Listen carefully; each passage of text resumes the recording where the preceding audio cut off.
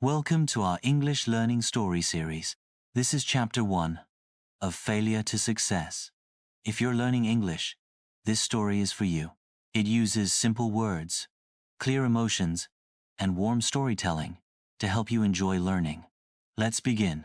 Ravi sat quietly in the corner of his small room, holding a white envelope in his hands. The paper was smooth, but his fingers shook. He already knew what was inside. He had seen the same letter before twice.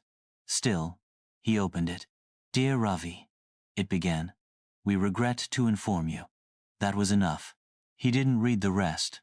It was his third rejection from the Art and Design Academy. His dream, again, had slipped through his fingers like dry sand. Ravi didn't cry. He just sat still, staring at the floor. His sketchbooks lay open beside him, filled with drawings, birds in flight, people laughing, city streets lit with color, but none of it mattered now. "I'm not good enough," he whispered. His mother knocked softly on the door. "Ravi, tea is ready." "I'm not hungry," he replied. Outside, the sun was setting, painting the sky with gold and pink, but Ravi closed his window. He didn't want to see beauty right now. It only reminded him of what he had lost. The next day, Ravi didn't draw. He didn't pick up his pencils or touch his paints. He just scrolled through his phone, looking at other people's art online, so bright, so perfect. His own work felt like a child's scribble in comparison. Days passed. He walked through the market, hands in his pockets, head low. His friend Lena spotted him. "Hey, you okay?" she asked gently. Ravi forced a small smile. "Fine. You don't look fine." He didn't answer. Lena sat beside him on the stone steps by the tea shop. "You're not a failure, you know," she said. "I keep failing." "Failing doesn't make you a failure. It makes you someone who tried." He looked at her. Her eyes were kind, not pitying. That meant something. She continued, "You love art, don't you?"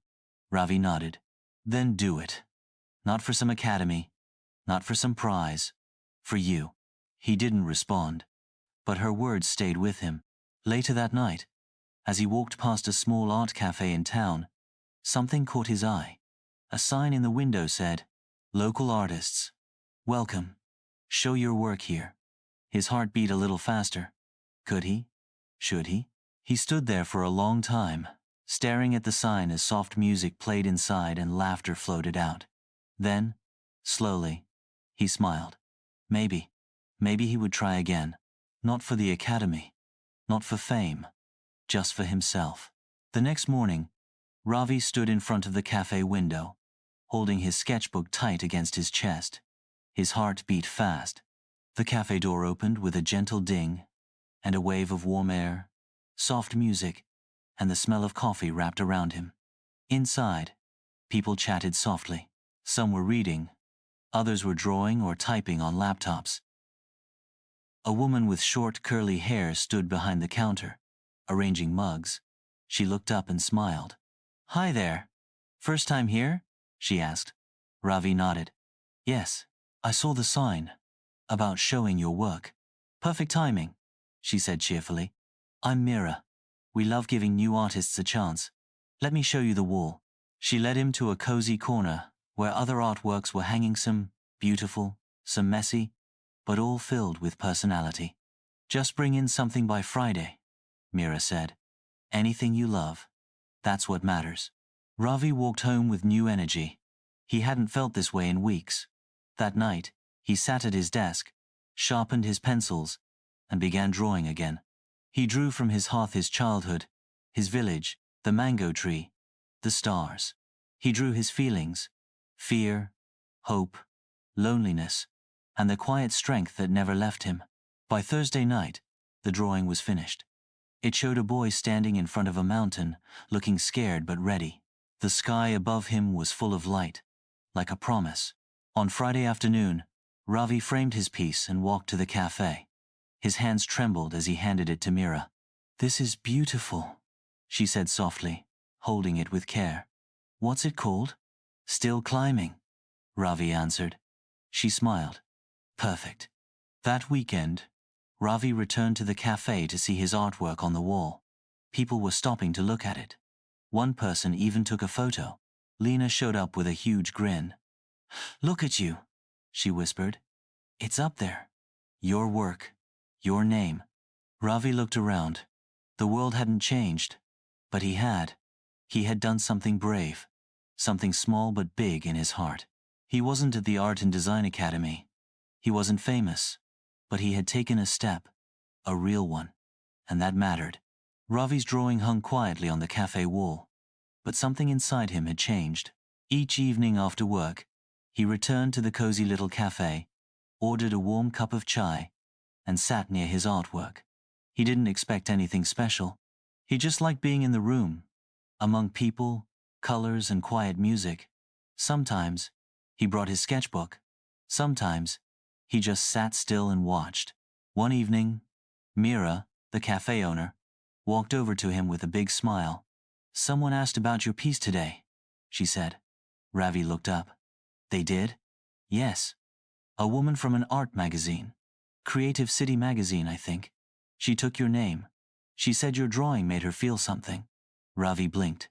"My drawing?" Mira nodded. "Yes.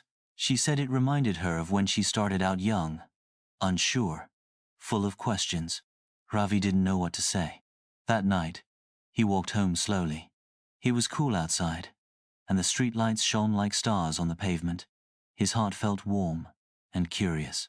2 days later, he got a message. "Hello, Ravi. This is Mira Jain from Creative City magazine. I saw your piece Still Climbing at the cafe. I'd love to feature your story. Are you open to a short interview?" Ravi sat in silence for a moment, staring at the screen. Then he smiled wide, surprised, and full of light. The next afternoon, he sat at his desk, speaking to Mira over a video call. He wore his best shirt. Behind him, a small plant leaned toward the window. "I failed 3 times, Ravi said honestly. "But when I stopped trying to be perfect and just drew what I felt, something changed." Mira nodded. "It shows. That's what moved me." The interview appeared online the following week. Ravi's story spread gently across social media. People messaged him, some asking to buy his work, others thanking him for being real. One message said, "Hi Ravi. I'm also an artist who got rejected many times. Your story helped me try again. Thank you." Another simply said, "Your art helped me breathe today." Ravi read those words again and again. Later that evening, Lena joined him at the cafe. She ordered 2 cakes and sat down beside him, just like the first time. "Proud of you," she whispered. He looked at her.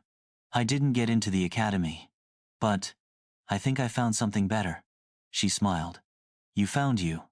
Ravi looked around. The cafe was busy, warm, and full of life. His drawing still hung on the wall, but now it had a quiet visitor, a soft beam of light through the window, touching it gently. In his sketchbook, he wrote, "Sometimes, the door doesn't open because you're meant to build a window." He wasn't famous, he wasn't rich, but he was no longer afraid. He was seen, he was growing, and above all, he was still climbing. And that's the end of our cozy English learning story, Failure to Success. We hope Ravi's journey reminded you that failure is not the end. It's the first brushstroke on a much bigger picture. If you enjoyed this story, please like this video, subscribe to our channel, and keep joining us for more inspiring, easy-to-follow English stories. Every small step you take matters. Keep going, keep learning, and we'll be right here with you. See you in the next story, friends.